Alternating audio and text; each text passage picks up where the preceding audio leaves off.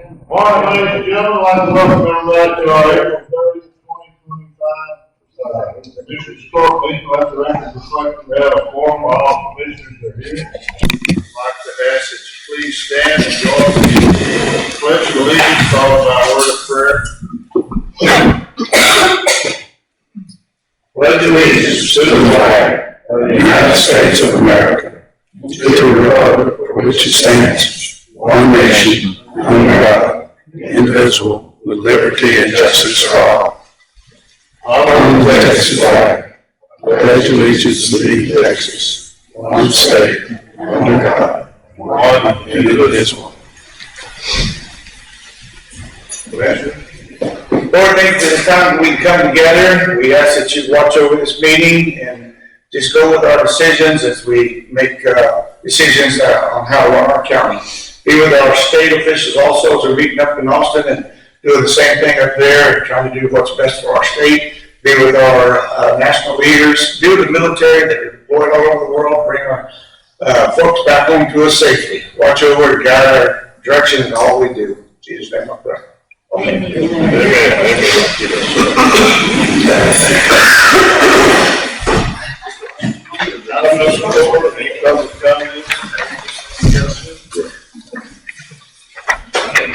Mr. Cofield.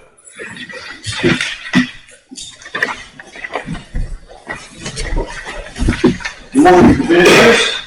Good morning. I have two things to talk to you about this morning, and I'm not going to be griping. I've got good things to say about you guys and some other folks here.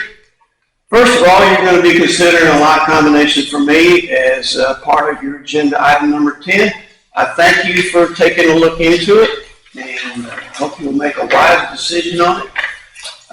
This is the second hurdle I've had to go through on that. My first one was to get my wife to agree to it. That was far greater of a hurdle, but this one still remains, so I thank you for that.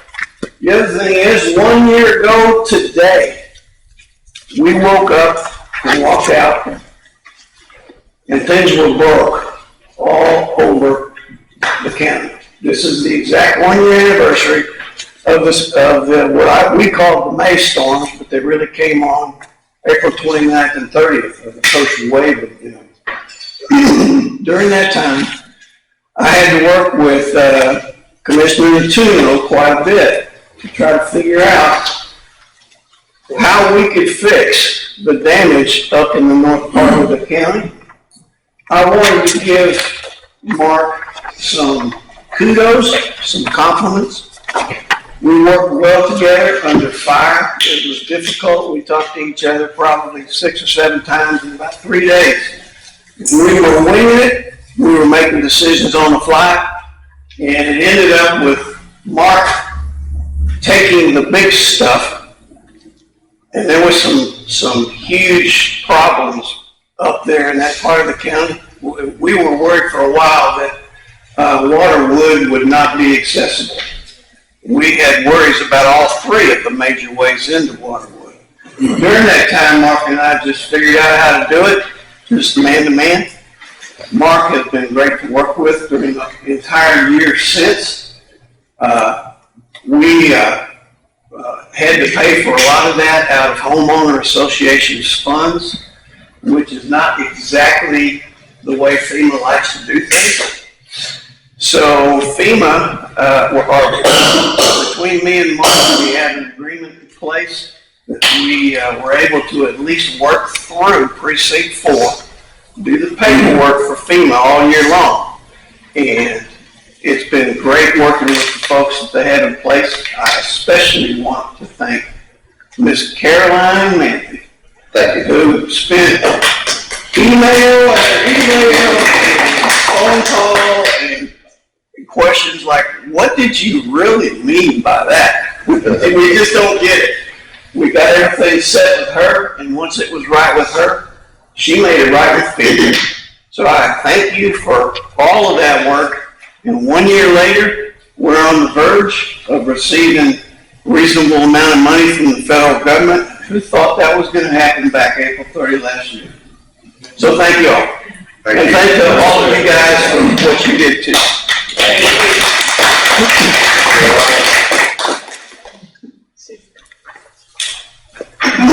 it's time to ask for a raise, right?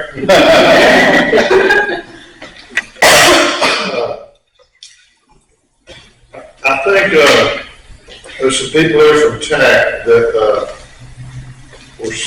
if I understand it right, they were supposed to be on the agenda to do a presentation, and for whatever reason, it didn't make it on there, so they signed up under, public comment, but, how long is it gonna take? About 10 You minutes. 10 minutes? She said 10 We're minutes. right here, we're with Come Sally. on up here, go ahead, but make it, I'm on a schedule this morning. Yes, sir. I understand. Our presentation's gonna take about 10 minutes. We would love for it to be longer, but, we can try to wrap it up as quick as possible, if that's okay with you all. Go right ahead. All right. Thank you so much. Yes.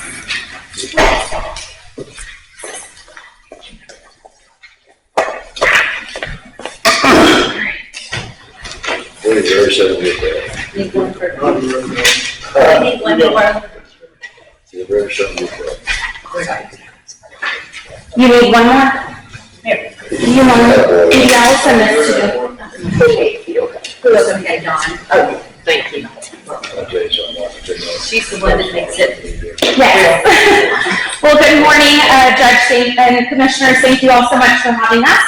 My name is Clarissa Messenger. I'm the Employee Benefits Consultant for the East Territory now. And I also have Tasha Brent, who's your Wellness Consultant for the East Territory as well. And so today what we wanted to do was present a mid-year review with you all, and to give you an idea of where your claims data is sitting as we approach renewal season with you all. And so on your first page of your packet, you're going to find the value of the TAC Health and Employee Benefits Pool. As a reminder, we are a governmental entity that serves our counties. And so our pool currently has around 49,000 lives a part of the pool, which allows us to go out to all of our vendor partners to negotiate the best discounts for you all. We have historically been able to outperform the market, and we have a pooling factor that is an advantage to you all. And so we bring in all of our counties and district entities, and we spread the risk among all of them. So if you are to have a hard year in claims, you're helping, or groups that are having a good year in claims are helping to offset your costs. None of the partnerships this upcoming year are changing, so we'll remain with Blue Cross and Blue Shield of Texas for our medical administration, and Navitus Health Solutions for our prescription drug plan. If you move to the third page, you'll find a slide that says Plan Review. That's going to be on the third page at the top. It'll say Plan Review. This is all of the data that we take into consideration when we're setting your renewal rate. So we look at your current plan design, your coverage. So currently you'll have a grandfathered plan where you've held on to your benefits for your employees in your plan design. You have a $600 individual deductible and an $1,800 family deductible. So if they have dependents on the plan. Prescription plan is pretty standard. It's a tier-based system, and you've got those copays listed there for you. What I do want to focus on is the claims experience. So for a 12-month loss ratio, which means how much we're paying in claims on the medical and pharmacy side, we compare that to what we're receiving in contributions for you all.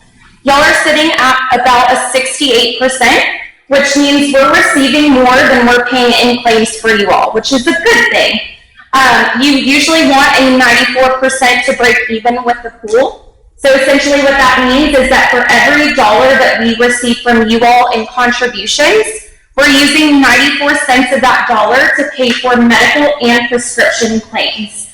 So seeing that y'all are at a 68%, y'all are performing very well over the last 12 months. We may be looking at a reduction, huh? Well, let me get there. Go ahead. 36-month loss ratio is sitting at a 81%. Keep in mind, we don't just look at the last 12 months of data, we want to see the full picture, so we do look at a 36 to 48 month perspective.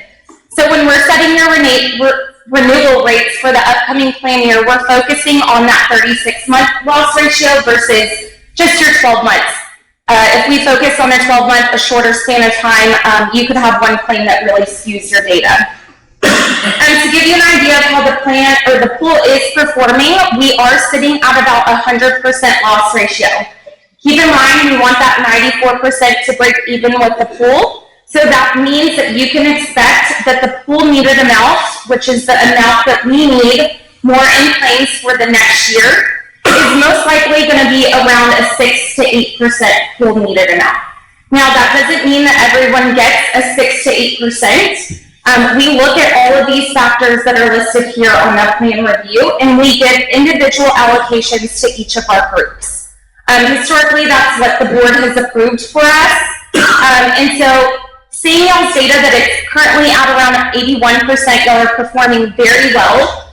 I would expect you to get below the 6 to 8% for the pool needed amounts. You'll also find here a list of high-cost claimants. So you've only had 19 over 10,000, 10 over 20,000, one claimant over 50,000, and one claimant over 100,000. Our names aren't on here. They're not, of course not. So that kind of gives you an idea of what factors we're going to take into consideration when we're setting your renewal rates. Good news is that your data is looking really good, and I would expect and predict that y'all are going to come in below the pool needed amount of 6 to 8%. I'm going to turn to slide number, give me 1 second. Page 4, and it's the bottom slide on the financial dashboard. This is going to give you a 3-year look of your claims costs on medical and pharmacy, and then it'll also show you your total contributions along with your loss ratio. So this slide, I won't go into too much detail, except for the column on the right-hand side. You'll see y'all have spent around $1.1 million in medical and pharmacy claims, and we've received close to $1.67 million in contributions for you guys. So that's where we're getting your loss ratio over the last 12 months. When you look at that full 3-year look, the 81%, you're looking at those 3 years reported here on this slide for you. For this year, we're at like 67%, which is. Yeah, y'all are doing very well for this last 12 months. The program must be doing really good. We are starting that, and County and MPD do a great job of promoting that within the county. I'm going to turn it over to Tasha for the next page. All right, yes, my name is Tasha Brent, and I am the wellness consultant. Thank you so much for having us out. I'll try to make this quick. The next slide that we're going to discuss is the one that says top diagnostic categories, and we're just going to look at the very last column on that, covering the last 12 months from April 2004 to March of 2005. You can see here that your top diagnostic category is diseases and conditions of the circulatory system, and then your second diagnostic category is also diseases and conditions of female reproductive system, where your third is conditions of skin and subcutaneous tissues of the skin and breast. So with a combined look at those top 3 areas, you're looking at about 33.5% of your total medical claim spend from these top 3 areas for your total medical claim spend for the last 12 months. So you can identify here that these are some of the leading drivers for your claims costs over the last 12 years. And I'll just point out real quickly that your circulatory has been trending as the number 1 for the last 3 years. So that's just something to keep in mind as we move forward into education and how we can try to curb the claims experience on this. That is one of the ones, or the one trending number 1 for the past several years for that area. On the next one, and this does have a 3-year look, so you can see all the additional data, but for time's sake, we'll just look at the last 12 months. For the next slide, top chronic conditions, again, on that last slide, the last column, we're going to look at your top 3. Coronary artery disease, which is going to then identify with that circulatory being from the last slide as your number 1. That's also your number 1 chronic condition. Also hypertension and congestive heart failure. So all of your top 3 chronic conditions tend to deal with circulatory, heart, and hypertension, things like that. So that's definitely an area that we're going to want to focus on as we continue to work on the wellness program and educate employees in the resources that they have available to them. And just for these top areas, you can see that a little over 32% of these top chronic conditions are contributing to your total claims experience for your medical pay. So that's just a way to identify where your claims experience is from the data that we have with claims. The next slide, and those two slides do not incorporate medical or pharmacy prescription claims at all. The next slide is going to determine that. So on the previous slide, you can see that your diabetic claims are number 4 on your chronic conditions, but they are leading in your pharmacy category. Those anti-diabetics are very expensive still, even with the prior authorization that we put in place. We are still seeing that a lot of counties across the state are still trading high on those anti-diabetics. So that's just something to note. Also, 2 of your other leading prescriptions are anti-asthmatic medications and anticoagulants. The only other thing that I'll point out on this slide is that several of your medications here are associated with hypertension and heart disease. So again, just going back to that high cost diagnostic area in that top chronic condition, we are seeing that disorders of the circulatory system, hypertension, high cholesterol, things like that are what's leading a lot of your trend right now. And we're going to move to preventative practices. I do want to point out, so it's going to be on the next page. I do want to point out just real quickly on this one that on the last column again, that about 26% of your covered members are receiving their annual physical. So we know that preventative annual exams are important to catch things early, to make sure that we're managing conditions, and in order to control costs and keep our employees healthy. So we want to try to focus on getting those numbers up, just because we know that the importance of annual exams. So if you can see, the next column shows that only about 32% of your employees are receiving their annual exam. The next 2 slides do cover Healthy County participation. There is numbers that are associated with that. If y'all have any questions on that, we can go into it. But for time's sake, we'll just move to the cost containment strategy on the next page and what we recommend based on the data that we see. I'm not sure if y'all are familiar with our program, the county-specific incentive program, but we do have a program where we offer to put a program in place where you all can approve a county-specific incentive for your employees based on things like getting their annual physical. And that could look like anything from using Healthy County reward dollars that you'll be able to receive for creating opportunities to win prizes or gift cards, or even if it's appropriate for your employee base, maybe a PTO day for getting their annual physical or something like that. So y'all's plans look really good right now. We want to make sure that we're keeping that way and that employees are feeling the value of their well-being. So a county-specific incentive is a great opportunity that also allows you all to receive 30% of your Healthy County employer rewards. Those employer rewards are a way that we give back to the counties for implementing Healthy County programs. And you can see on that top slide under Healthy County participation that y'all have not been receiving very many Healthy County employer rewards. But we are doing a lot. Tanya and Dee have got with me since I have moved into the East Territory, and we have created opportunities for engagement with the Healthy County program. So we're already at about $1,400 just this year that you're going to be receiving in employer rewards, and that's just going to continue to increase. Y'all are eligible for about $7,000 a year, so just this county-specific incentive would incorporate a 30% eligibility for that off the top, and then of course other engagement would increase that as well. Additional ways to contain costs is by completing wellness programs and workshops. I'm here for that, and we do have a lot of things planned with that moving forward. We actually have an event today, and so we are working on those areas.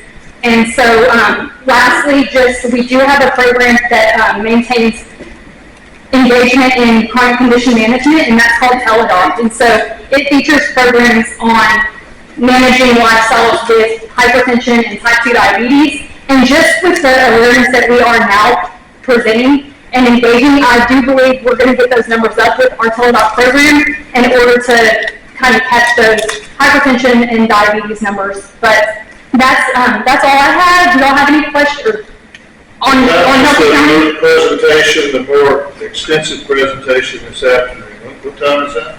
There is a Healthy County session from 1 to 4, and that's in the courthouse. Yeah, the jury. And the jury room. So it's valuable to let your employees know. We've started it this way as like a break room session because it is hard. We know that employees are very busy. It's hard to take an entire hour to come out to a workshop, especially if they don't know what they're coming for. So Tanya had the idea to do this, and it's been a really great idea. We had 37, I believe, come last time to the break room session, and we're just there. We have all the information of the programs. Employees are able to come in. She sends all the flyers for the programs to employees ahead of time and lets them know, like, if you have any questions on these programs, we're here to help answer them. We have just engagement opportunities and things for them to do while they're there, because everybody can take about a 10 or 15-minute break and just get some education. So we're hoping that with this opportunity in the future, employees will have that buy-in and that interest to come to a longer workshop, and that you all as leaders and department heads will also have the understanding and encourage those employees to be able to have that hour that it may take for a workshop. Thank you so much. Sounds amazing. Thank you. And real quick, I just want to give y'all a timeline, so that's that next page of when to expect the renewals. So our board is actually meeting today to approve y'all's rates, and then we will be sending those out on May 23rd. And so Judge, that'll come to you, and Dee Dee, that'll also come to you in a renewal packet via email. They are going to be due on June 27th, so it gives you about 5 weeks to get that on the court agenda and ask for any alternates if needed. The next 2 slides, or that next page, is going to be some detailed reports that you can find there. I really like to point out the 5-year county history report because it gives you a full picture over the last 5 years of how you all have performed in the pool. Keep in mind that we have given back a surplus distribution in years past. That is contingent on board approval, so it's not always guaranteed. But you'll have received close to $275,000 in the past. You'll also you'll see here your paid claims and contributions. And then you'll also find at the bottom the data that we're going to use to set your renewal rates there. So that's just a further breakout. We tried to wrap that up as quick as we could. Do y'all have any questions for us? No, but we appreciate y'all being here. Thank you. We appreciate you. Sounds like we're in good shape. Y'all are. Well, we're doing good. This is the news I like to bring to the county. So Thank you so much. thank you.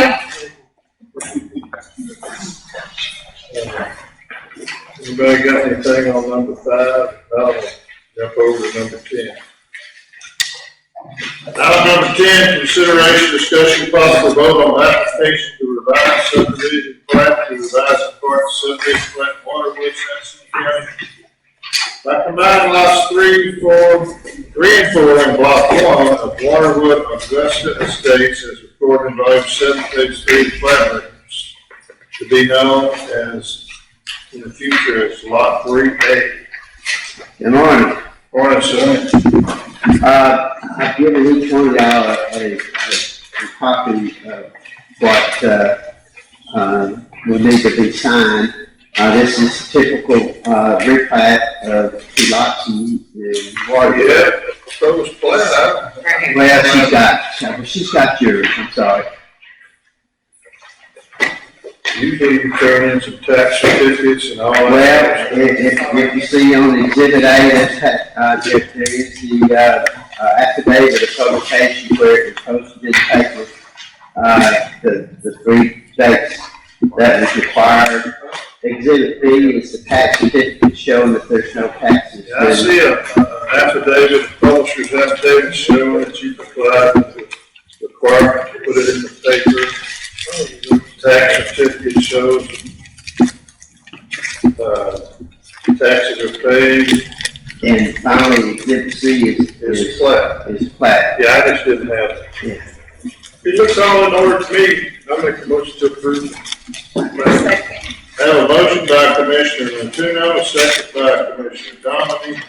Any questions? All in favor say aye. Any opposed? The ayes have it, it's unanimous, 5-0. And so you got the Mylar plat that each would need to sign, and then that plat that's attached to the original. Well, you lay it down on something you can't see. So y'all still do like half the fees on the second lot, Keith? Is that what it is? There's a discount on the second lot. Discount on the second one?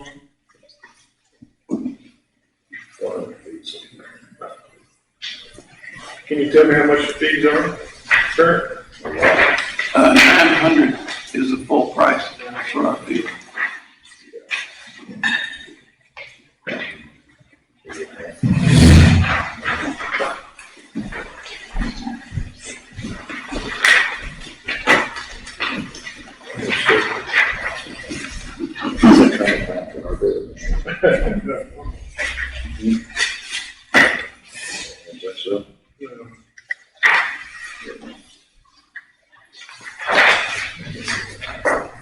And you see here, right?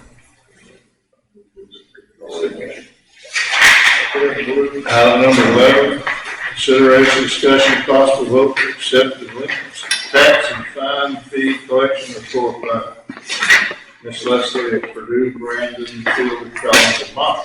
Good morning. Thank you for having me this morning. Yeah.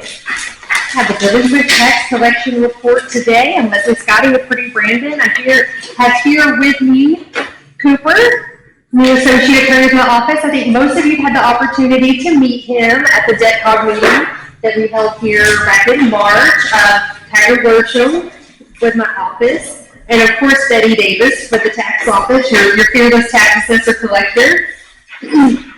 So keep in mind as we go through the report that these are the delinquent taxes only through tax year 2023. Betty's office does a fantastic job collecting the currents. We work very closely with her office, and she collects about 95% and turns over the rest to us every July to collect. We'll get the 2024 taxes to collect in July of this year.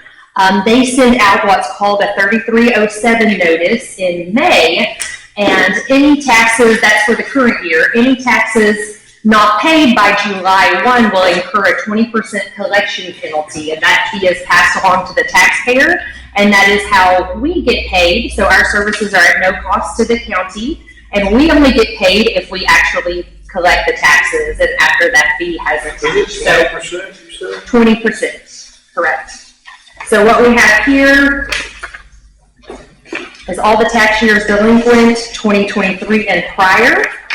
The first chart in your report is the account breakdown chart. So this gives us a bird's eye view of the entire delinquent roll and how it is categorized and what is readily collectible. So you'll notice the largest percentage is the action pending. That is predominantly 2023 delinquency, which you'll see in my first slide chart. So we're still trying to reach out to the taxpayer, get in touch with them, let them know about the situation. Many of these.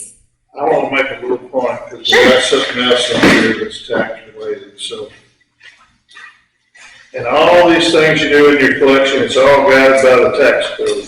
Absolutely. The tax code is, you're in the 30s, 33, 34, in that area. There's also in that area, section 352 has to do with hotel tax. And we discussed this yesterday. We have an application on here to basically to negotiate some tax liability of a taxpayer. And can you make it clear is there any provision in the tax code that allows the county to waive taxes or waive penalties unless we do something wrong, like don't send you the bill in time? Generally speaking, yes. My area of expertise is the ad valorem taxes, but I have not located anything in the code to specify. If you locate one, I like to make such an application next year about my own taxes. Anyway, and I didn't mean to get you to, I wanted to make that point before I forgot to make it. So, let me ask you, stop. You said 20%, the letter says 20%. Y'all don't get all of that 20%, right? The 20% is an add-on, we do. You do, That but is I thought y'all sent those out. Y'all send those letters out. We do for some of our clients, we send out yours, yes. Yeah, okay. We incur the cost So of that you do mailing. something for Correct. 20%, yes. Yes, and that I goes, just want to make that clear. absolutely, that goes to taxpayers in May of every year, and that gives them due process and warns them that if they should be delinquent come July 1, this penalty will attach. It is a statutory penalty, and so once that letter's been mailed and their non-payment by July 1, it attaches, it becomes part of the tax lien on their property. Sorry. Yes, absolutely, no problem. So action pending is the largest section. Many of these taxpayers we have got in touch with. Some are making partial payments. We're monitoring those partial payments. Some we haven't gotten in contact with, and we're researching the title. We're seeing if there's a lien holder on the property. We're seeing if the taxpayer is deceased, if there's a probate filing, if there's an obituary, some way for us to find out who is the owner, who are the heirs, is there a lien holder, so we can contact everyone before we resort to filing a delinquent tax suit. Sometimes communication breaks down, sometimes there's nobody to find and talk to, so it's necessary for us to move on to the suit filing process. That brings me to that section at 33%, the litigation section. It is everything from suit just filed yesterday to ready for the next tax sale. So it encompasses everything in that entire process. Next largest section is deferral at 19%. These are your taxpayers who are 65 or older or have a disability, and they have elected to defer payment of their taxes on their residence homestead, and that is only available, they can only homestead one property at a time. They have to get that distinction on the property with the county appraisal district. Deferrals are only for homesteads. That is correct. There are a different rule for 100% disabled veterans. They are able to do some different things, but that's a whole different. Referring here to the over 65 and the disability deferments, they apply for that. They have to get the exemption to the appraisal district, and then they file a deferment affidavit with the appraisal district. Once that's complete, I can no longer actively pursue collections. That taxpayer may elect to pay on their own at any time, and taxes are settled up when that property ceases to be their homestead. Typically, property sold, title company's gonna pay those taxes. Taxpayer passes away, their heirs pay those taxes, etc.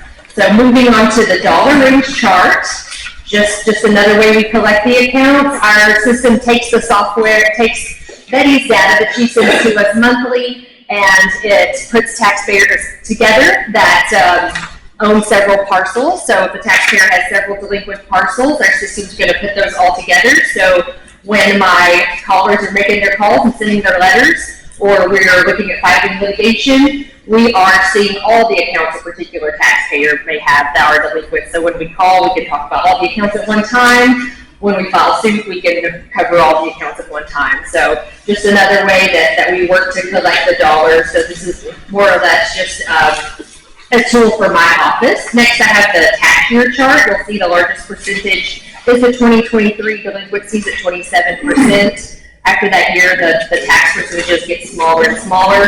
60 and prior, those older tax years are going to be due to properties that have, many of them are due to properties that have had that tax deferral for many years. Some of the older years could also be due to title issues, and I have several on my list that we're working through with the appraisal district trying to resolve. Is the property double assessed? Can I pursue collections, that type of thing, and we work on those accounts year round. We work with the appraisal district. The appraisal district's been very receptive to us and to research we've shown them and maps we've provided for them and taking care of these accounts. Then I have historical data from 2020 to 2023, and I'll just highlight that on the 2020 tax year, we're at 78, almost 79% collected of what was initially turned over to us for that tax year. And I'm going to skip to 23, where we are getting close to 47% of what was turned over to us last July. We are having tax dockets here at district courts, generally monthly, and then doing 3 tax sales a year. Our last one was March of this year, and we're looking to have another one on September 2nd. So we're typically doing 3 per year. I remember when things would sell at the tax sale, I've seen people buy lots for $50. Now I'm seeing people pay $10,000 over what they have it valued at, or more than that. The market's very hot. It is a hot commodity right now. People are being very competitive in their bidding. We've definitely gotten people's attention with these tax sales. Our last tax sale in March, we had a tax resale at the same time. I'm sure many of you remember approving doing a tax resale so that we could get those properties out of the tax trust. We were fairly successful in getting some of those back on the tax roll. If you're interested in following tax sales, our website is a good resource, pdfcm.com. It's on the front page of your report. And then I'll shift gears slightly to the fine and fee collection report for JPs 1 through 4. I have a pie chart down at the bottom that gives you all 4 courts. So it really just kind of gives you a snapshot of what overall has been resolved as payments, around 28%. The courts have closed around 40% of what was turned over to us for all JP courts, leaving outstanding 32%.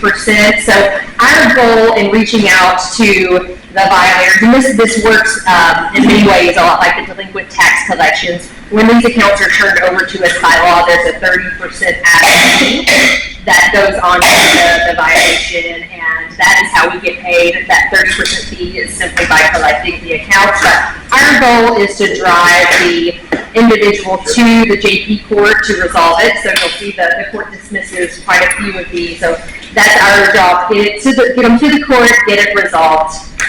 And then just for a visual aid, I have 3 maps after the pie chart that just shows you the top 10 accounts, and these are for just JP3. We kind of swap around every time we come. This is the top accounts by zip code, and then I have the top 10 bad address accounts by zip code. These are individuals. Well, by zip code, it's individuals in a zip code. So that 793 on the top by zip code is 3 at adds up to that 793 in that particular zip code.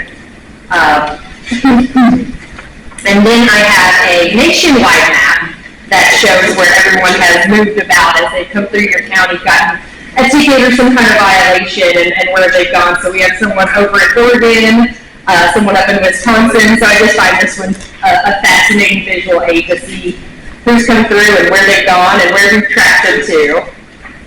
I see one up in New York. You know, the Astros are playing the Yankees, and it says, you want to send me? You want to give them more notice? You can tender it to them. That's pretty neat, though. It is. I find that a really fun visual aid, so you can see where we found cracked people.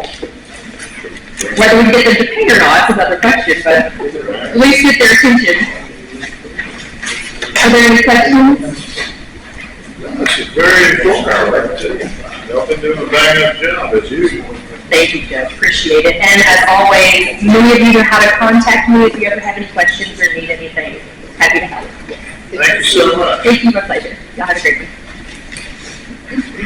Item number 12, consideration, discussion, and possible vote to approve road bridge refund.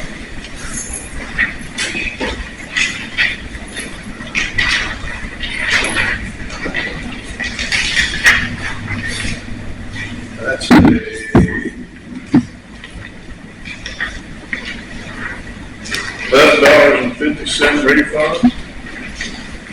Leadership Teresa Went used to be my secretary. I'll make that motion. I have a motion by Commissioner Muno. I'll second it. Second by Commissioner Barnes. Any questions? All in favor say aye. Any opposed? The ayes have it, it's unanimous, 5-0. You have a written or you can decide this one?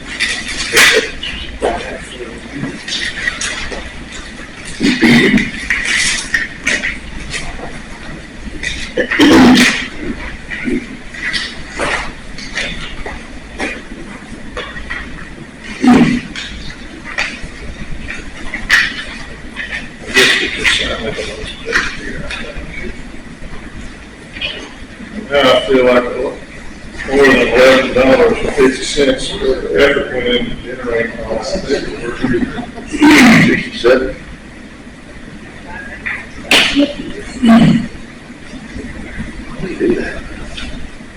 Item number 13, consideration, discussion, and possible vote to approve payment adjustment for delinquent hotel taxes on property of Joshua Moore.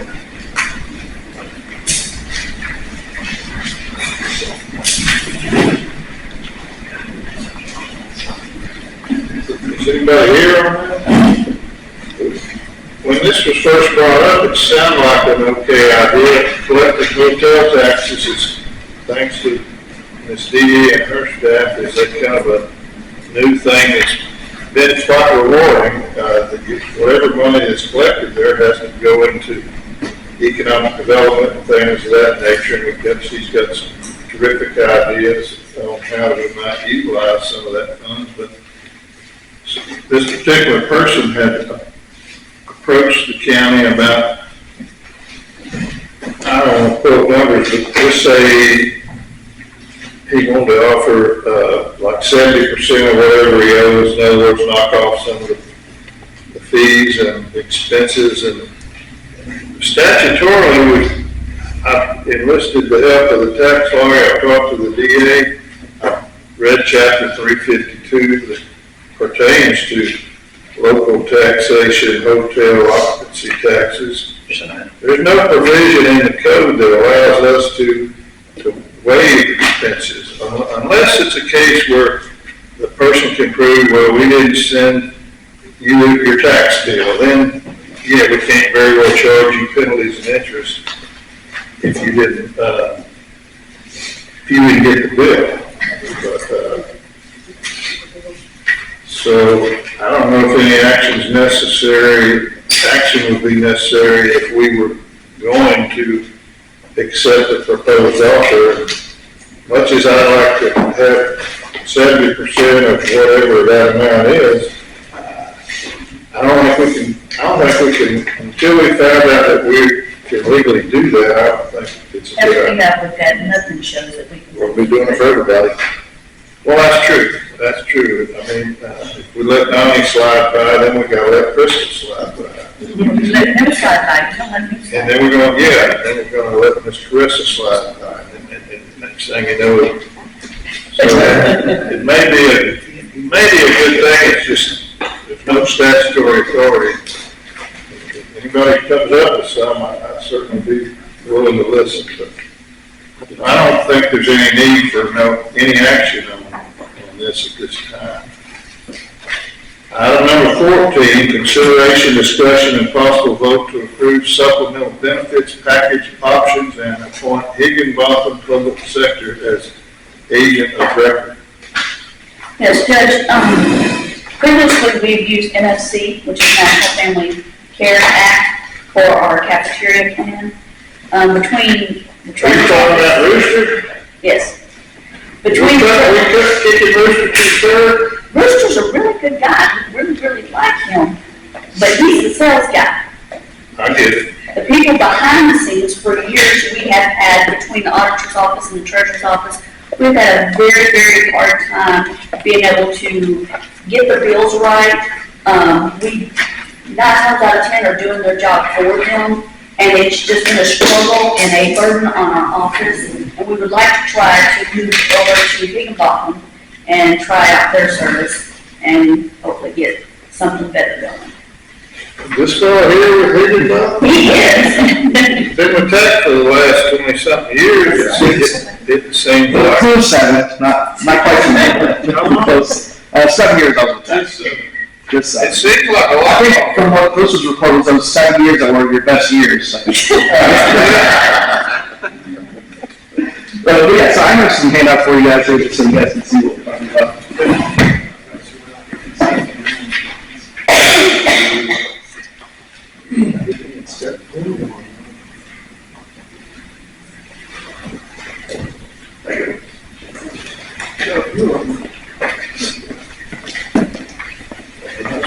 So you guys know me, I'm Orlando Spinoza. I was with TAC for 7 years as a consultant.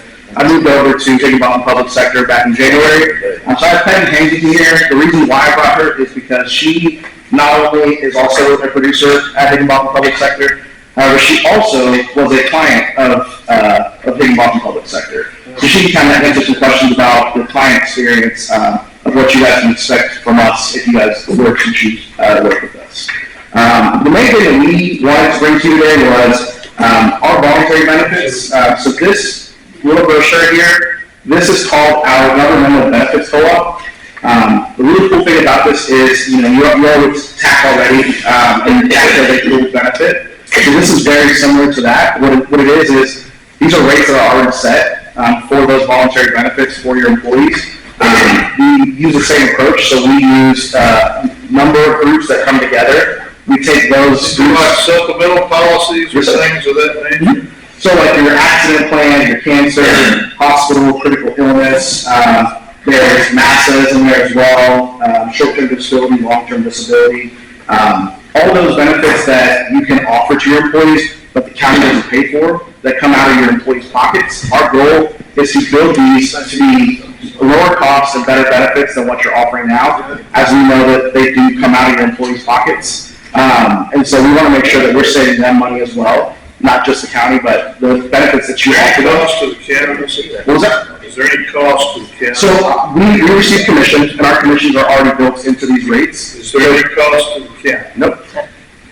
It's all individual. Nope, this is all individual, so it's all plans are. I wanted to make sure the public certainly wants to know. That's where you always, I start my presentation with, there's no cost to the county. Is it a contract we sign?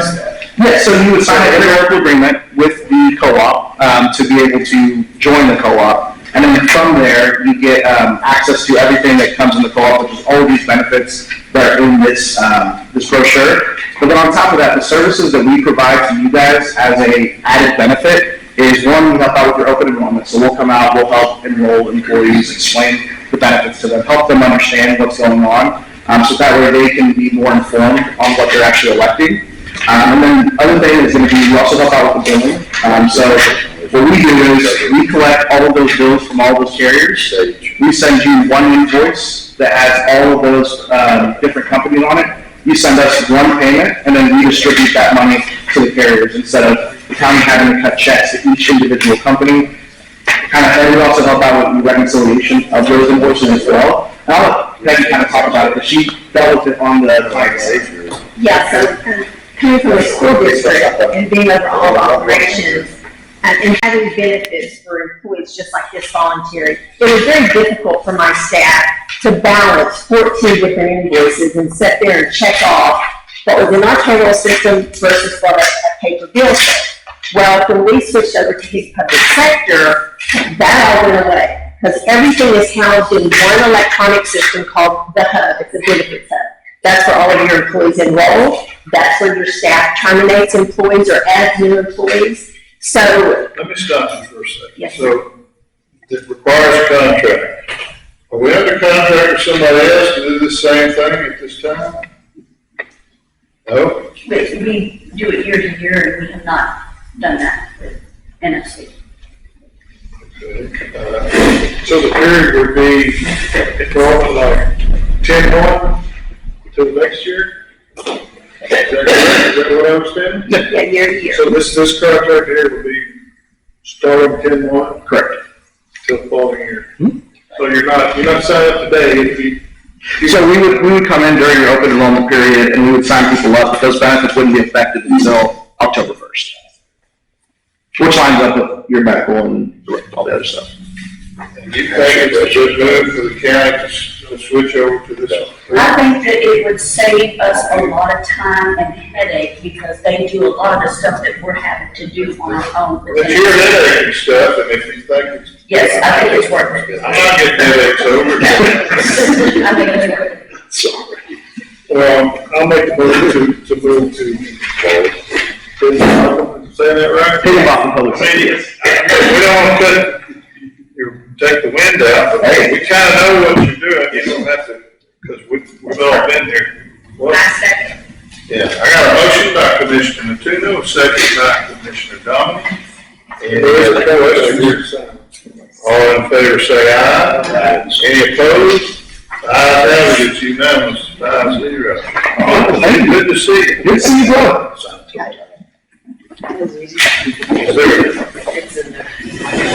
Second page.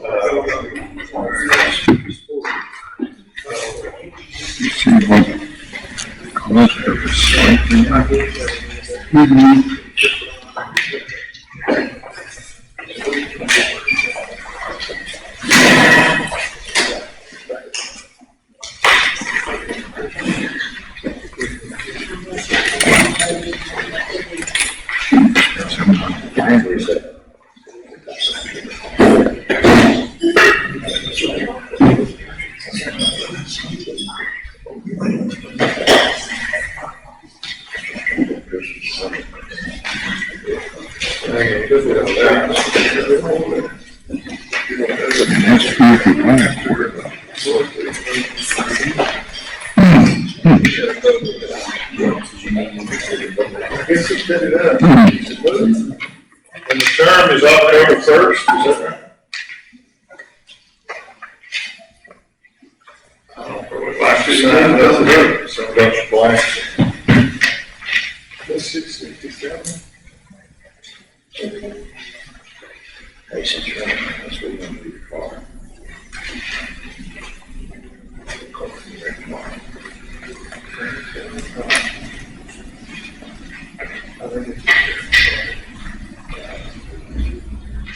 Okay, this is your two other ones.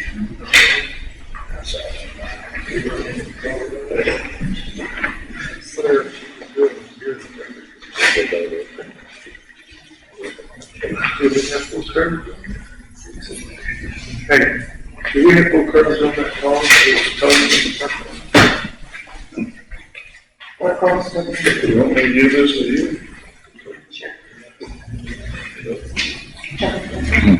Item number 15, most important thing on the agenda, consideration, discussion, possible vote to approve precinct 3 purchase a Kubota 7060 four-wheel drive cab tractor with front-end loader, land drive single wing 10-foot cutter on the buy board, $75,517.30. How much is the cutter worth? It's all separated, so it's 20. Oh, man, it's true. Now it's 29.3. You bought something. I know it's been cheap, but not got the pickup. The tractor. It's definitely on the buy board. It's on the back. Oh, yeah, Bobcat.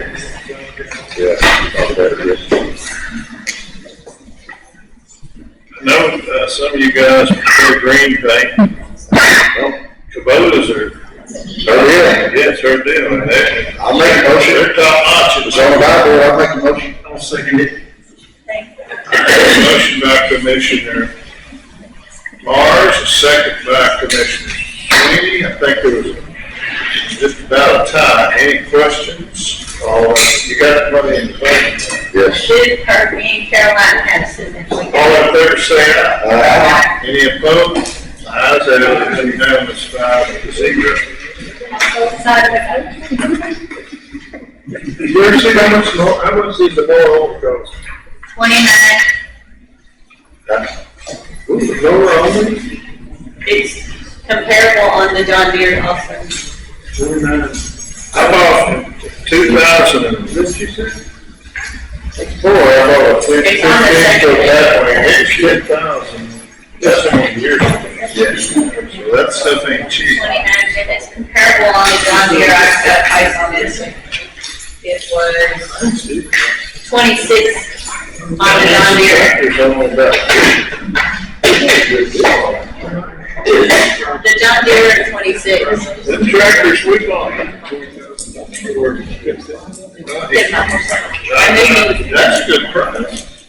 Number 16, consideration, discussion, and possible vote to approve replat on Clint Wilson and Curtis Wilson property because their property is in the roadway and they are being taxed on that property. So basically, they want to get rid of, they want the county to have, They want to donate to the county, and you could drop some kind of deed with it. Sure. It's been a county road. I know a woman who's 90 years old was born and raised on it. Shepherd Tram? Yeah, that road's been there. Darryl Richardson's mom was almost 90, she lived there her whole life. Yeah. So I've always been there. So you're speaking, your son also, you're speaking for your son? Yes, his son, they stayed for him and his son. And you're okay with the 60-foot right of way you taking up there? Yes. Anytime that the county, if anybody wants to give something to the county, we have to vote to approve it. And as soon as we get a motion and a second and a vote. I'll make that motion. I'm sorry. And they just moved to our county, so I appreciate y'all.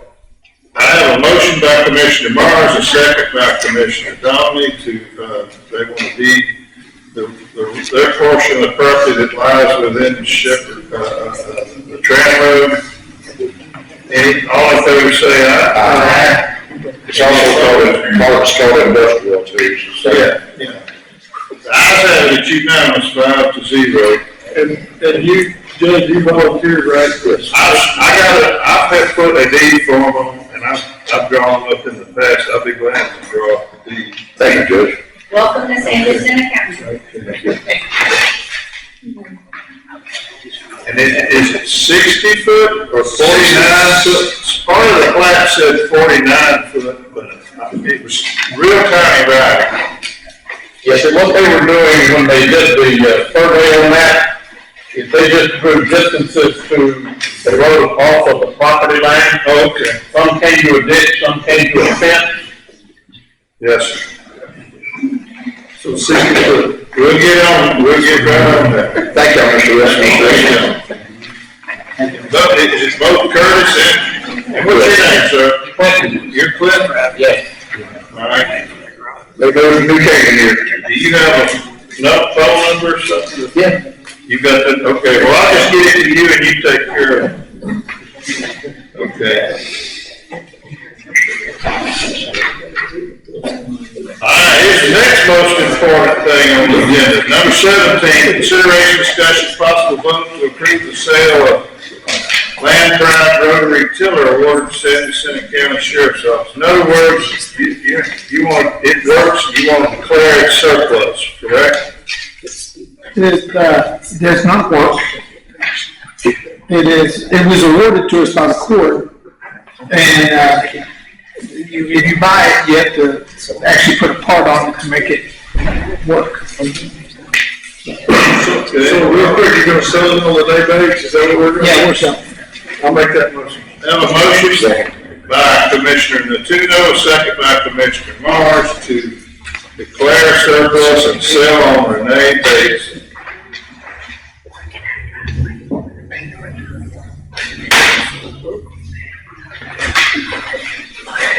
Any other comments or questions? All in favor say aye. Aye. Any opposed? The ayes have it, it's unanimous, 5-0.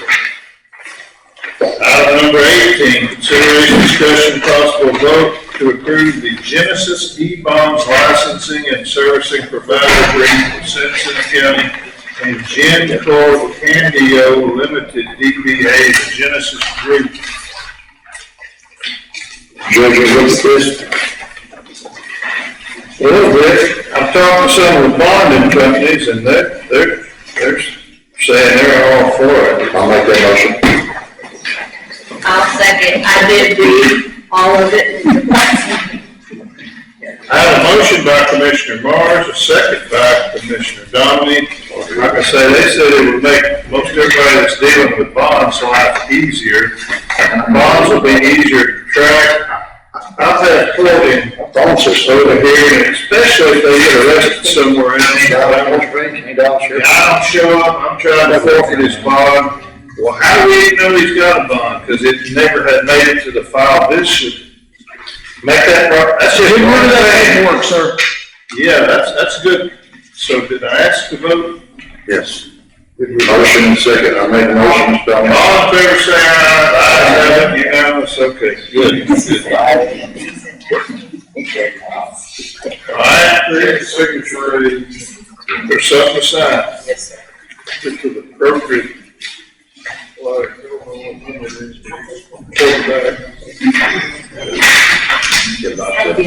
Yeah, the local bond company said that it's not gonna cause them any. We had a meeting with everybody, had everybody on board.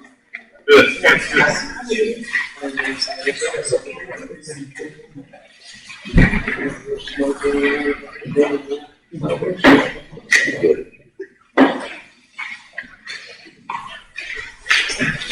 We're talking about the porta potty. Yeah. We don't want, I got the portable services. Well, I don't care which one y'all take care of it, I just need a porta potty. I got the trailer like new tires on it, if it ain't good, put them on it. I have more trash. We all have trailers. I'm just, I got that one, I think it just put new tires on it. Yes, I'm working on it too, Mike. yeah. I just need one. It'll go through all the counties. We'll get you one, we'll get you plenty of bags and gloves. Safety. Safety, yes, oh, yeah. I got those a whole box. General fund on I know that that's sanitation. Yeah. He didn't hear you. It's expected.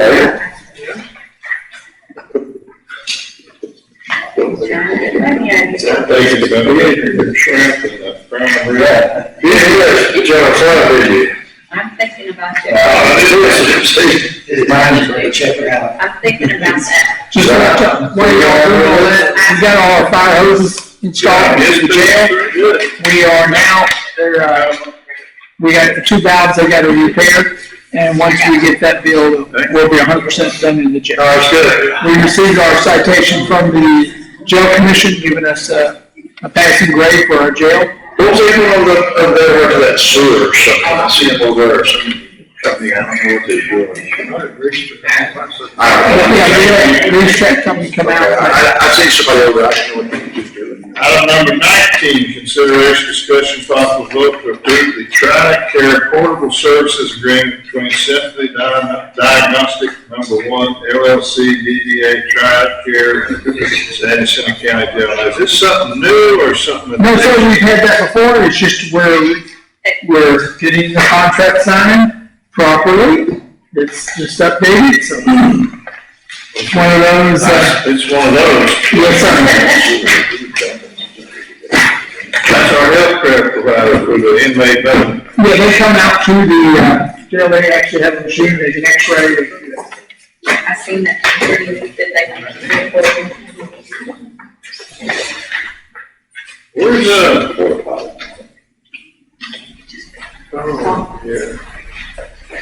she gets off with us. This is something they're already a vendor of ours already. Yes, sir. So where's the paperwork, right? We're just getting the paperwork, sir. Yes. Is there money in inmate benefit? I didn't With the contract? I wouldn't know if it.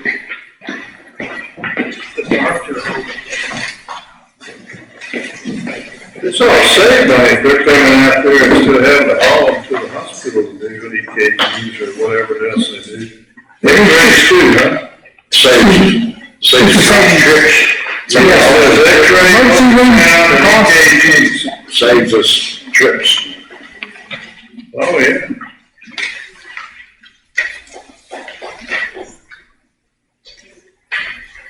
So we've been dealing with them, we just, you're gonna actually have the contract approved by the court. Correct. Is that what I'm saying? Money in that service. Thank you. Well, I'm just curious what it's been paid for, paid from.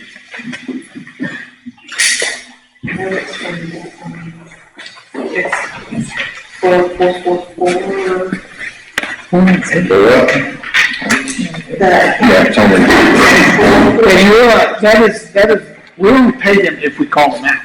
That's all. It's not like we have to pay them. Monthly. No. It's on the land. Only on the I mean, it's an outside thing, you're charging that county, right? Yeah. Correct. And they have been very good about coming and getting them and taking them to the When I doctor. say charge that county, do we pay that bill, do they reimburse us? I'll be honest, we haven't had it happen yet, so. It will happen. Yeah, we will, and my thoughts are, we just forward the bill over to the responsible county and let them deal with it.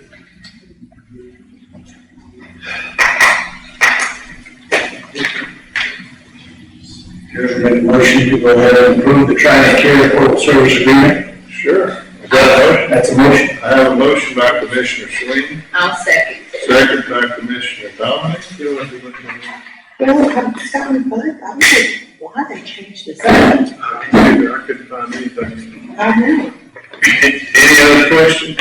All in favor say aye. Aye. Any opposed? Ayes have it, unanimous, 5-0. Let me see. We started that long time ago. But I'm trying to do everything in the hands. Yeah, Tracy. Item number 20, consideration, discussion, possible vote to approve the agency agreement for the Texas Savings Enhancement Program contract number 5285 SYZ Sanderson County Sheriff's Office. We have an agreement with Savings already, It's huh? renewed. Just a renewal? Yes. Is this something different? No, they're changing providers. The state did, so we have to have a contract with the new provider. Yeah, because I signed something. They sent me something, document. They just changed providers, so we have to get a new contract with the provider. So this is a statewide automated victim notification service, that's what that is. It's supposed to be able to notify a victim of an assault that, hey. Yeah, I think the family violence comes to jail. Once things get out of jail, so they. It's no cost to us, they send it to us. Don't cost to us, so. Other than our IT guy, make sure it hooks up. Other than what? Our IT guy, make sure it's hooked up. It's an OAG grant. Yes. It's a reimbursement. Yeah, how does that go in taxes? Actually, it's what we want. That's what I was gonna ask you. Good. What we want. I was scared to ask out loud. He's learning every day. He's learning every day. This is something, it's savage, but it's something different. But he is doing a good job though. Yes. Does it have a contract number on it? Who changed on this? The providers don't make a difference, right? Yeah, every state, or every county in the state is going through. I got Joe to make a motion to approve the agency agreement. Second. I have a motion by Commissioner Sweeney, second by Commissioner Jacinto. Any questions? All in favor say aye. Aye. Any opposed? Ayes have it, unanimous, 5-0. Now, It is the same. okay. You'll cross out the sheriff's name and put yours on there or something? I've already signed it, appreciate y'all bailing me out there. I signed it DocuSign. They've been sitting it for a month, and I just did this yesterday. But nobody tells us. Right.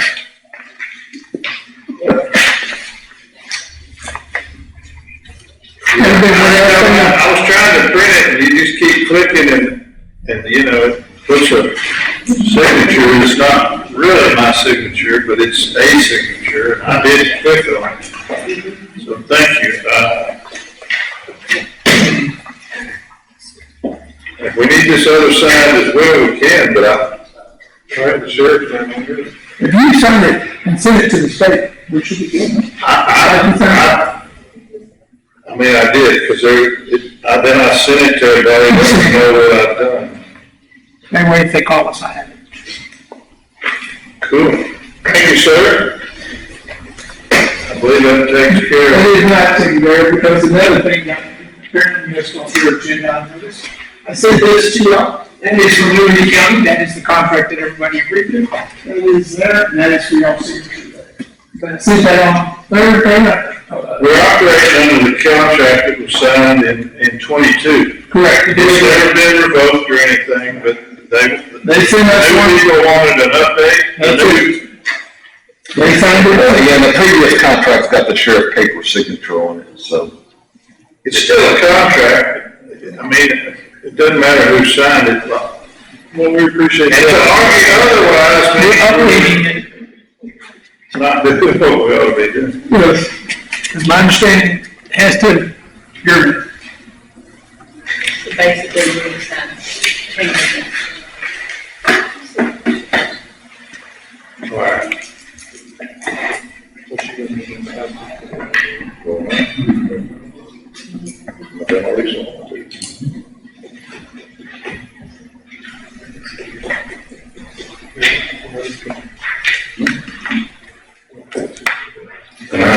no, I know that to y'all, when you called, I was told Wednesday. It ain't on there. I don't know why she would pick it out of the pile and took it out. No. But Wednesday, she called me and told me no more stuff after noon. because I was in school last week. And then And after I left for school, I couldn't sign the agenda. And then you called Sam and said, make sure you have everything in by noon on Thursday. I did. So Sam told me, do you have anything else? Make sure you send it. So I sent it. And we sent it after the agenda was already. So you're here to throw me under the bus, right? no, sir, I just don't want to be thrown under the bus. We'll tend to it, but we may have to put it on the next. That's fine, as long as y'all have EA says it's okay to sign it because it's just a renewal, but we're still operating and we're all good. So I may, in an abundance of caution, put it on the next agenda. I just want to make sure. Yes. Thank you. So any question about storage today? Nothing for long, sir. I will tell you this, it's operating well. We've put several felonies in jail. We've made several arrests already. They're working. Now, we did have a little, we're trying to still find our internet box that became missing. It was delivered, but Who's it delivered to? that building.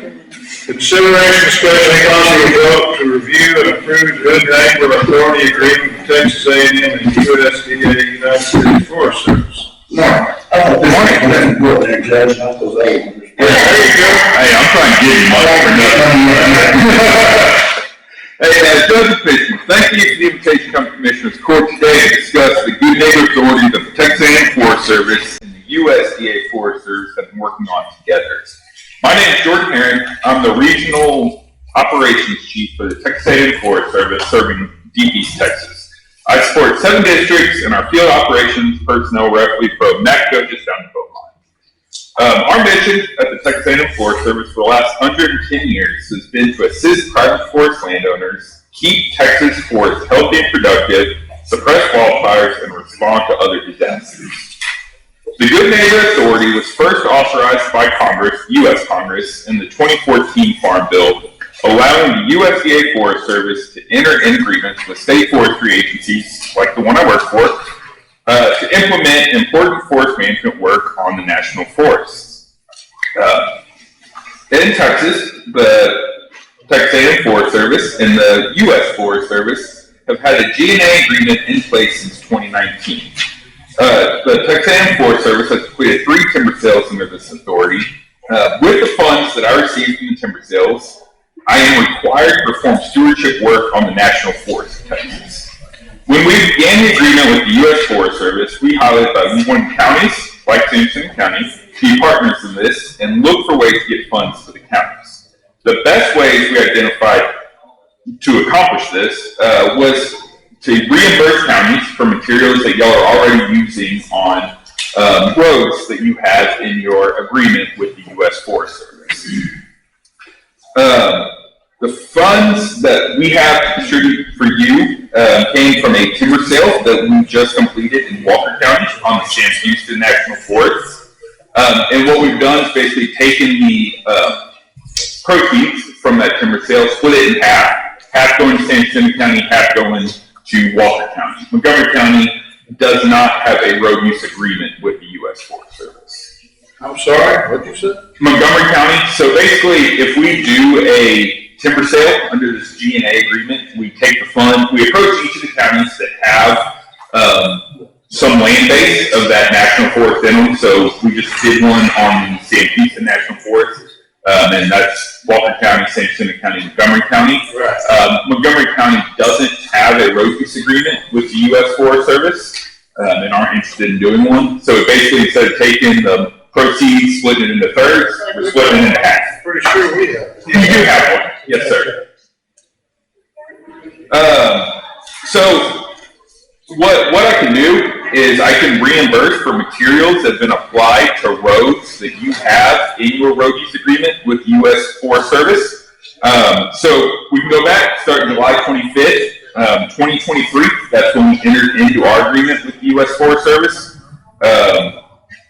All the way to June 27th, 2028. That's when our agreement ends. But I have $106,000 that I can up to give to you. 106? 106, yes. And so we don't have to enter into a formal agreement or anything. That's between me and the U.S. Forest Service. Basically, all I need you to do is invoice me for those materials that have been applied to roads in your road use agreement. Once you invoice me, my staff come out and say, yep, rock was, put down, looks like it's put down a year ago, just like they said. Then we send it to our business office for processing. I gave a packet, I don't know if it's been distributed, but the first G&A work we did was on the Sabine National Forest. We partnered with Sabine and Shelby counties. When we did those, each of those counties operated a little bit differently. One ran this whole process through the county treasurer. One ran it through the county judge's office. Whatever works for y'all, I'm here to work with you on.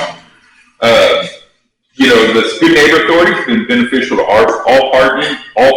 The U.S. Forest Service gets timber harvested off the national forest. Hopefully, we're giving y'all some additional funds, and then we're happy to see forests healthy for the state of Texas. That's it, high level, but definitely want to answer any questions that you got. You said it has to be spent by 2028, so our agreement with the U.S. Forest Service. So basically, how this works you is keep saying agreement. Is there a proposed agreement? no, not with y'all. Y'all just have to send me an invoice. I have an agreement with the federal government. So our agency. There's not a written agreement we need to approve today? Nope. Once you got it, So I'm trying to figure out, can we postpone today and not invoice you? part of that U.S. law. So say that one more time. Can we, tomorrow, can Yeah. I send some material out? Of course, I was already invoice you for tomorrow. Yep. It has to be applied before you can invoice. Yeah, that's what I'm saying. Yeah. Go ahead and do it. Start money and then send you invoice. Yep. I don't know how they're gonna go back, but I know that part is. So that's it. So some county, it depends what the record system is for your county. So you can either retroactively do it from the beginning of our date. So we have to sell the timber before I can tell you, and we have to close out our timber sale before I can come to the county and We say don't we have have this money. we don't have to take any action today. Nope. So basically, I'm just saying, Let us know and educate us. That's good. yeah, I have $106,000 to give you. Awesome. Can you my invoices coming your way. can you talk to that lady sitting right up there, because she's be the ones doing it tomorrow, I imagine. Yeah, really, the hard part is y'all decide how the 106 gets I don't spent. have a U.S. forest. He's got a little bit up there. She got a lot. I got 2 roads. Where? Red Road's national forest. I can check on and see. That's all national forest.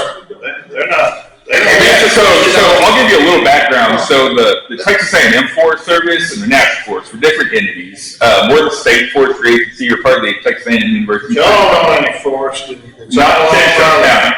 Right, not in this county. Nope. So we, it gets confusing. They're similar names. We wear the exact same You uniforms. sell them some, and we bought it from you with that Forest Service facility on We used to have an office here a long time ago, yes. Yeah. So how is this different with the National Forest or Title III? How is the federal government cutting that, and then you're selling timber and we're not getting any portion of that in the National Forest? So, yeah, that's a lot of why we're trying to use this money back to the counties. And securing rural schools act when this was first, you know. So we don't have to share any of this with the school district? No, we wanted to find a way to give money to the school districts, but we weren't able to do that under the G&A authority, the Good Neighbor Authority. We are spending it with the school district. Forest Service is gonna do the same thing with the timber. Do you happen to know if the National Forest is gonna do the same thing? So this is National Forest Service timber. So what happens is we sell it on behalf of the National Forest, and then we have to do stewardship work with that money on the forest. And so instead of us going and doing the work, we're approaching each of the counties and saying stewardship work is road work in those, and that's why we can use the roads that are in your road use agreement. So if you're putting your rock down on those roads, we can reimburse for that. But it all benefits the school district anyway, they all travel down our road. It does, but just, it can't be as clean as like the Securing Rural Schools Act was and the fluctuations in funds there. Yeah, so it has to be spent on the roads. Right, yeah, material on the roads.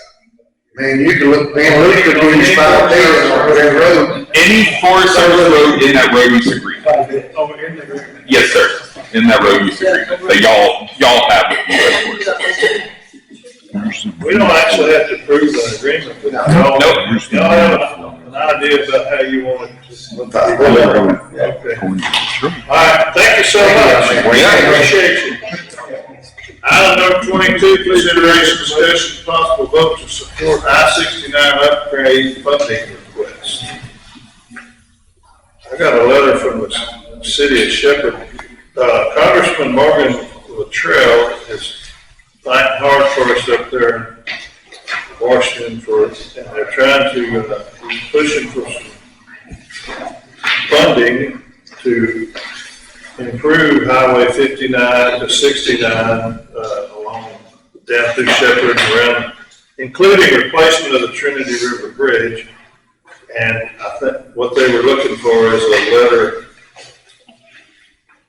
it's supporting his request to raise funding. Judge, after me and you talked, I did some research on this. I even called the city of Shepherd and asked a couple questions about this, which very little of this is affected by the city of Shepherd, probably a couple 100 feet at the most. And I asked them why, and some of my questions are, why would we knock about 20 people out of work? And a bunch of people that pay taxes do there.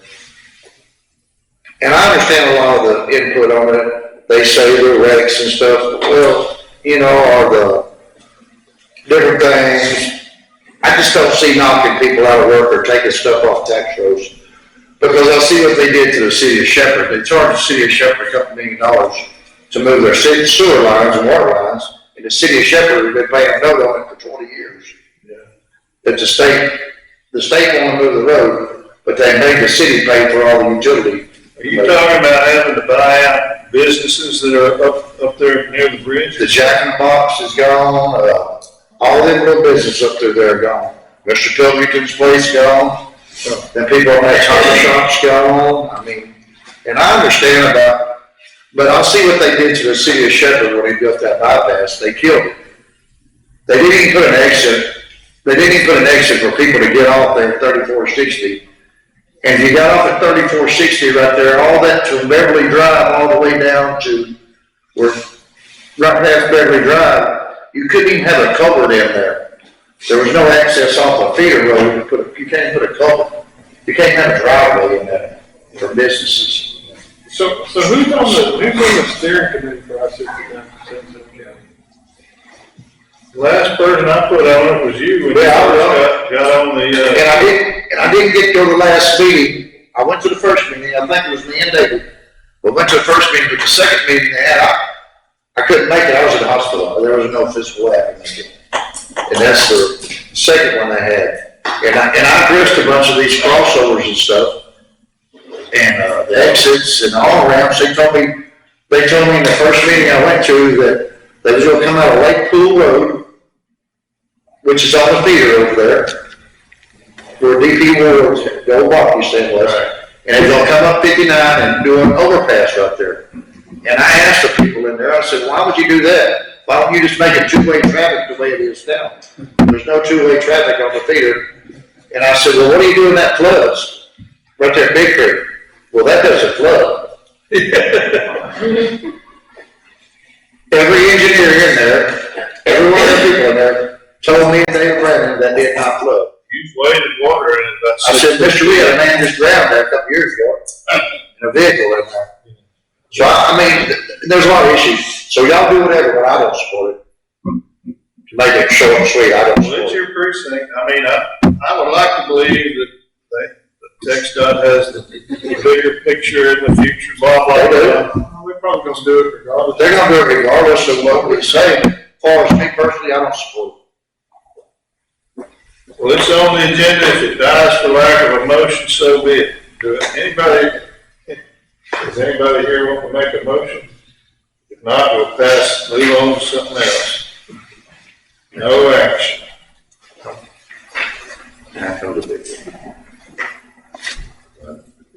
Oh, yeah, man. Item number 23, consideration, discussion, possible vote to approve office space for DTS weight officer and additional troopers. Move Tito liaison officer to innovative center or other appropriate location. You got handed this albatross, I guess, but, Yes. So I think you made a mistake on the agenda. I think the way it reads is that you want to move the license and weight officer over there and Chris. not him. No, I talked to a DPS sergeant and there's a He's possibility of still here. expansion Come on up, Sarge. in their office, and one of the things is that the liaison officer is in a spot that they could use for office, so we talked about. Are you gonna get some more troops assigned and you need some more office space out there? 'Cause Well, right now, I'm in the process of possibly getting an overage, which would push me to 8. And we've requested another because of the construction on, So, I don't have the room in the main office for all those troops, and up until this last week, I was intending to move a desk for the CMB troop out of Polk County, because he was wanting to kind of office out of here part of the time. That's changed over the last week. Yes, it has. So if I get up to 9 people, I don't have space for 9 people in my office. So that was originally an extension where there was 3 troopers in that office also. When I offered that to TDM when he got here, it was, for me, it was intended as a short-term deal, because that space I can use it. I've got a lot of equipment that I need to store also. I didn't really want to get kind of drug into this, but with the job he does, he needs to be up here with Jeff and the emergency management people, because he doesn't do anything out there without having to drive back up here and interact with these guys. So he's the direct liaison for TDM. At the end of these natural disasters, he's assisting them with trying to get. Are you likely to need some extra space? We have a school starting. That's a short school. As soon as within the next couple of weeks, I'll find out if I got that overage.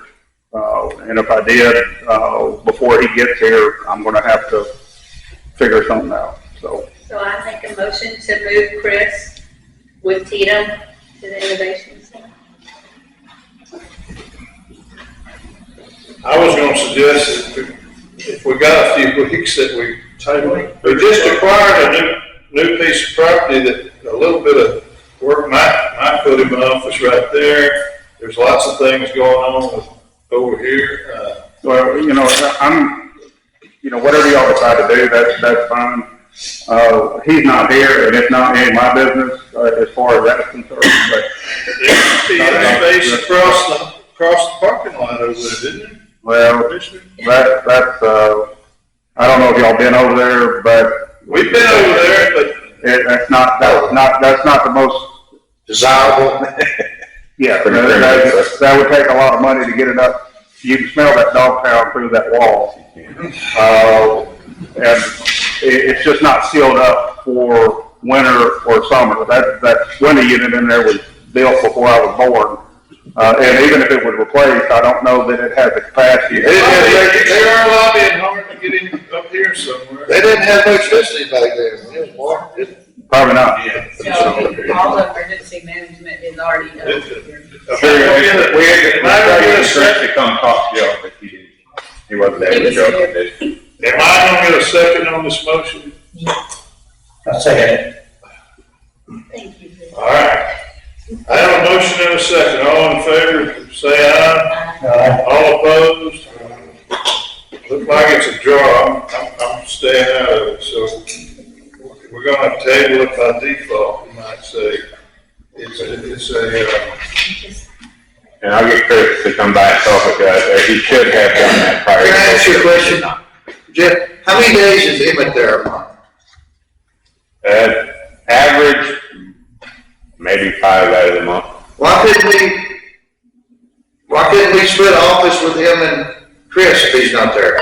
The offices are decent size, but have 2 desks in there, probably not gonna work out, but they're not gonna be comfortable, but that's I'm really up to saying you it's guys. a draw. It doesn't go anywhere.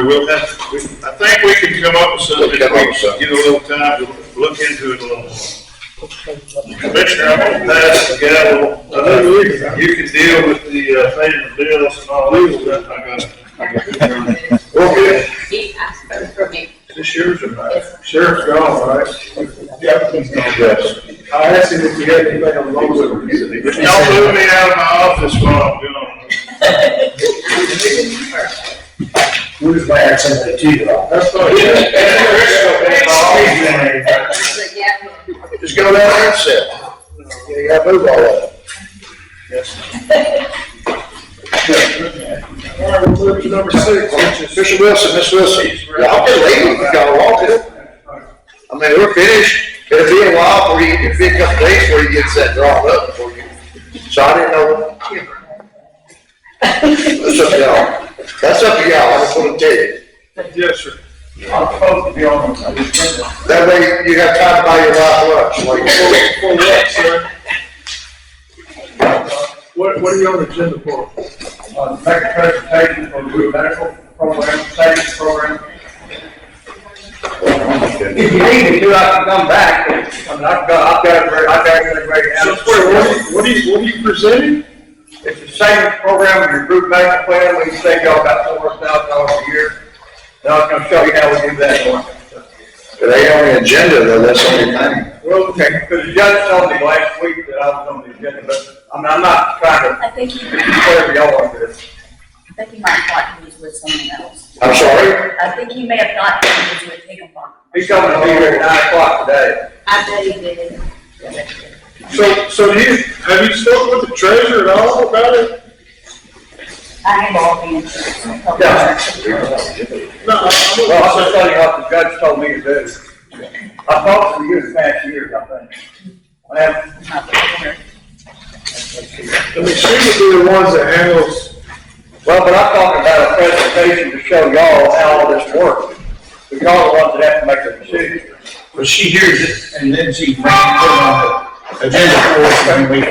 I'm just telling you what I was told. Right. Okay, I'll just give you something. Yes, home office. I'm not doing it now. All right. He's gonna visit with her, set up something, come back. We'll move to number 6, which is approval of claims. You have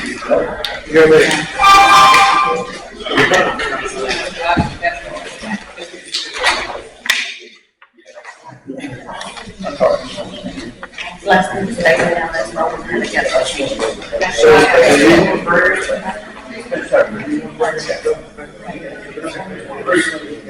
Yeah, sorry.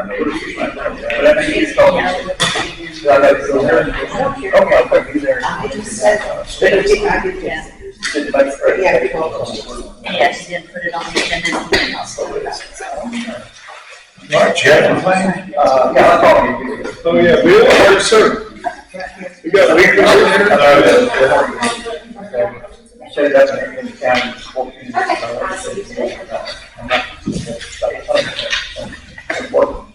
So I'm overall, thank you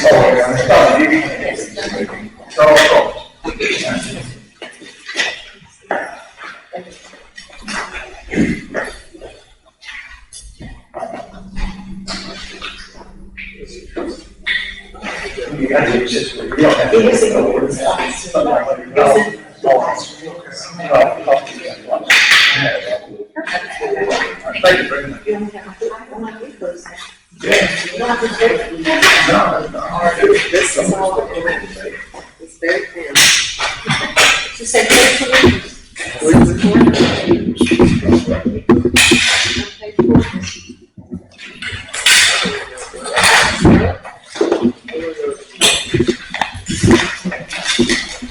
see, I got the weeklies. I have this and then the grants unpaid, grants or invoices. Kubota.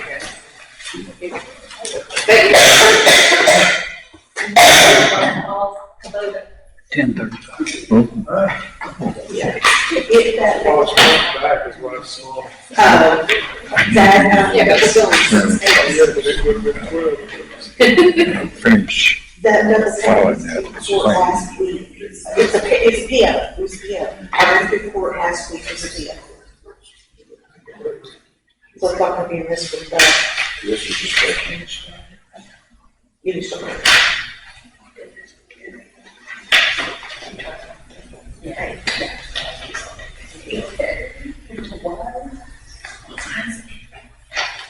It's a good thing that Brian didn't come today. Brian, he was concerned about item 24. And he was gonna come, but he determined he couldn't make it. Cause he thinks they're misusing their vehicles. All right, need a motion to number 6, to approve of the claims. I'll second. Good enough. For the record, Mr. Morris stepped out, the judge has already had, Mr. Morris stepped out, so. Here's Curtis, I have a motion by Commissioner Sweeney, a second by Commissioner Donnelly, pay the bills. All those that are here in favor, say aye. Aye. Opposed, there is no opposed, it passes 3-0.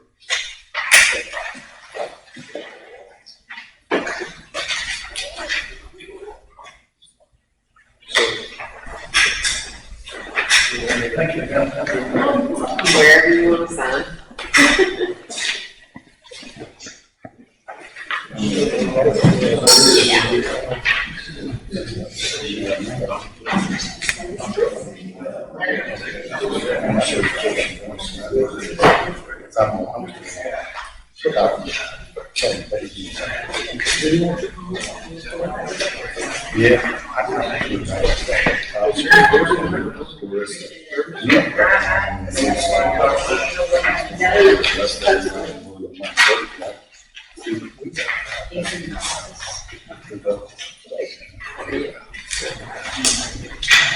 Happy budget amendments or revenue certification? No, on move number 7, there are no budget amendments or revenue certifications, so there's no action.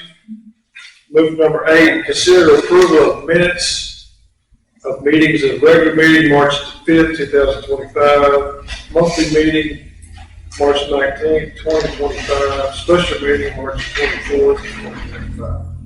I make a motion to approve the minutes. A second. We've got a motion by Commissioner Donnelly, a second by Commissioner Sweeney to approve the minutes. All those in favor, say aye. Aye. All Nobody opposed, there is none, it passes 3-0. So, do you want to sign those, or do you want me to just show the judge that we approved it? All right, I can sign if you go, so.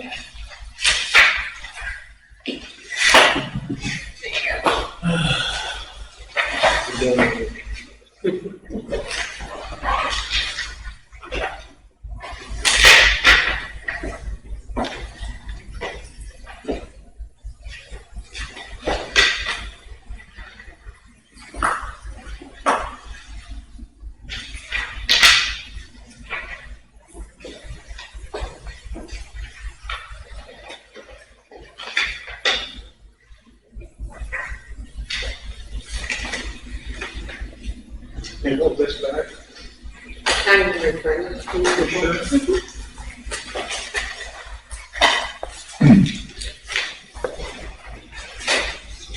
All right, move to item number 9, receive and consider approval of March 2025 departmental reports. Jeff, not here. I'm missing the fire marshal again.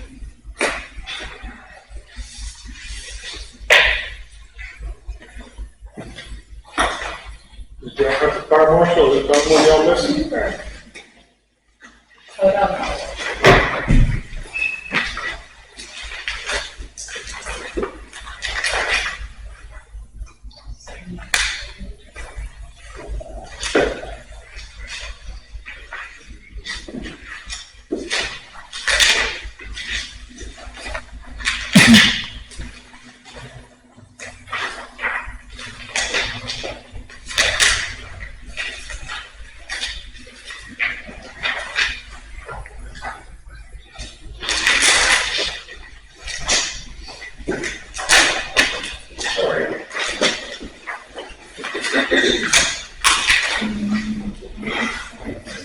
I'll make the motion to approve the departmental reports except for the fire marshal. I'll second that. You said open 980. You know, did all that? My gosh. Hey, there you go. You didn't know that, did you? March departmental reports and a second by Commissioner Dominic. Any other comments or questions? All those, raise your hand and say aye. Sorry, I'm here. Passes 3-0.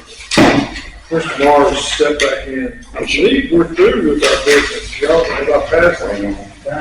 I have an Office of Emergency Management, and it's got a report behind it. Is that all he's turning in? Yeah. Because it says / fire marshal's office. I don't know if that's any help or not.